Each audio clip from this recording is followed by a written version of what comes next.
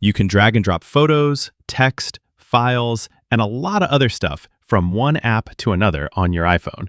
And it's actually kind of cool how this works. Let me show you. Let's do this with some photos first.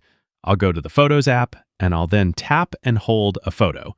First, a little preview opens, and when I slightly move my finger while still pressing down, the photo turns into a transparent little thumbnail.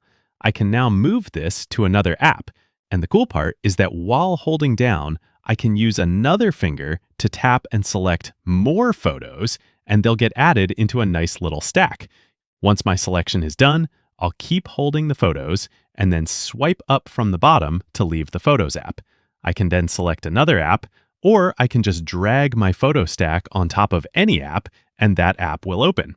If I go to my Notes, for example, I'll see a little green icon on the top right corner of my stack, indicating that the app I'm in is ready to accept these files.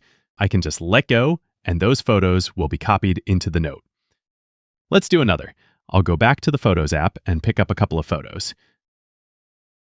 Then I'll swipe up to go to the home screen, and this time we'll choose something different, like the Messages app. I'll go to Messages, drag the photos over a conversation, and drop them in. They'll go directly into my message field, and I can send them out with a single tap. You're not limited to just photos. You can drag and drop pretty much anything.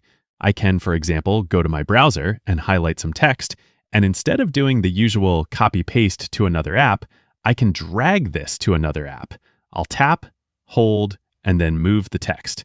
Then, just like I showed earlier, we can go to a different app and drop the text in there. And that's how you drag and drop from one app to another. This is a really good demonstration of the multi-touch display on iPhones and how touching one part of the screen still leaves other touchscreen functions available at the same time.